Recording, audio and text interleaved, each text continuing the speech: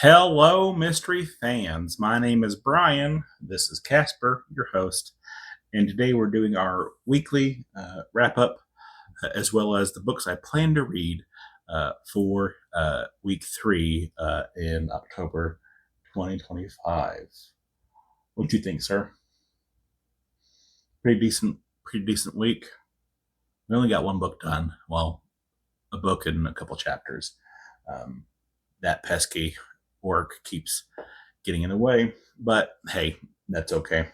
I was able to complete and finish The Cat Who Could Read Backwards. I'm sorry, I'm blocking you.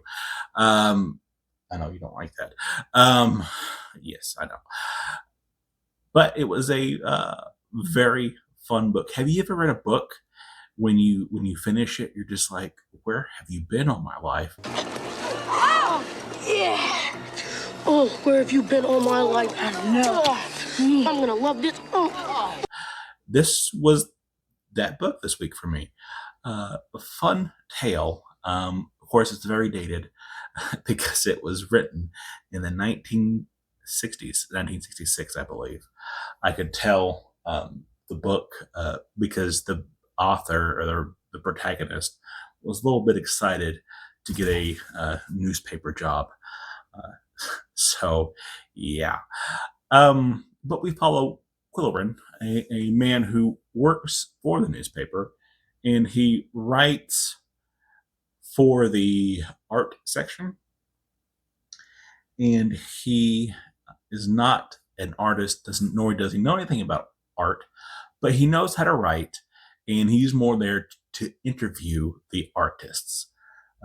And the book, of course, is comical, at least to me.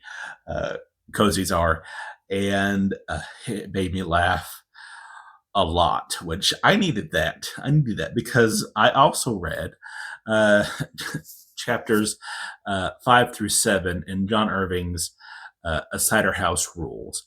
This is just a very heavy book. It deals with some heavy themes, and the discussion in Pat's group is pretty hard. I found myself more drawn to Mallory's story. Mallory is a secondary character in this story, and I find her more interesting than that of Homer or Dr. Lynch. Those are the other two kind of characters that we follow in this book. But yeah, still heavy read.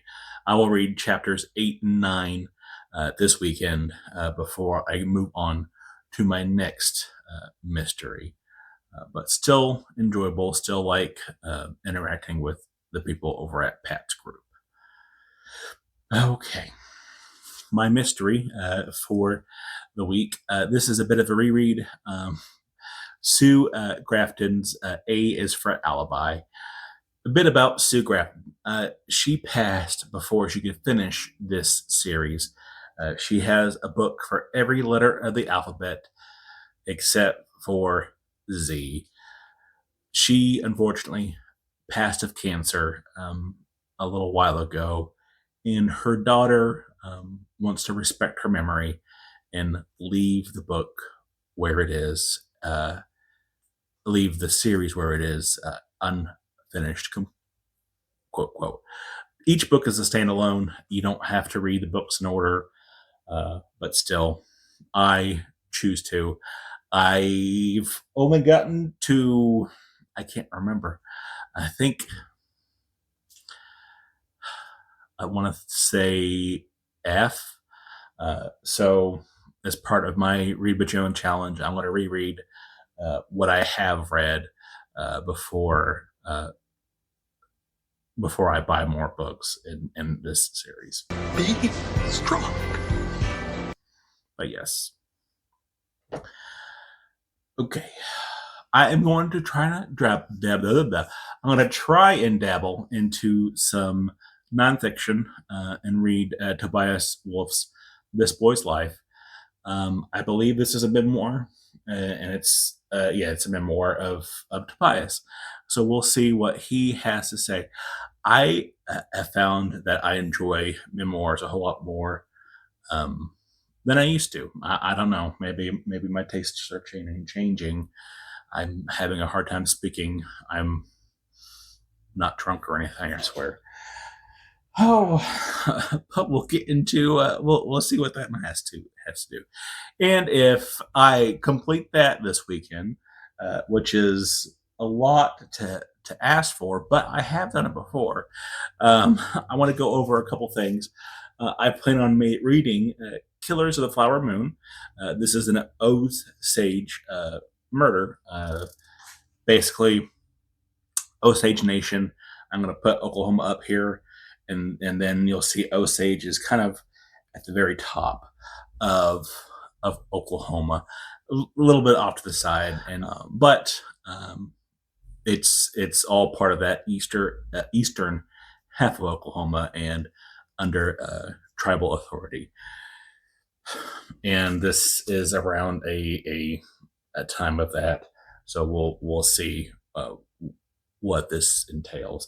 I don't know much. I just know Reney over at Beyond Books recommended this to me on my old channel. So we'll see. And it's the nonfiction, and it's a true crime, which kind of counts as a mystery in my opinion. And then also, Reney sent me a bookmark for our buddy read that we did earlier this year. Wow, can't believe it's been that long. But we read The Secret Life of Bees by Sue Kid, and it was a coming of age tale of a young girl being raised by an abusive father on a farm, and she runs away with a African American friend of hers, and they kind of are on a quest to find out this young girl's her mother and who she might have known. And they run across this woman who does honey, and that's pretty much all I want to say about that. It was a wonderful coming of age tale that I truly loved, and so did Reney. But yeah, that is what my plan is. I hope to get through all of it this week. This weekend, though, it will be the two that I will focus on, and of course, is the three: John Irving's, Sue Grafton, and Tobias memoir. But yeah, what about you guys? What will you be reading this weekend and this week in general? Let me know in the comment section down below. Bye.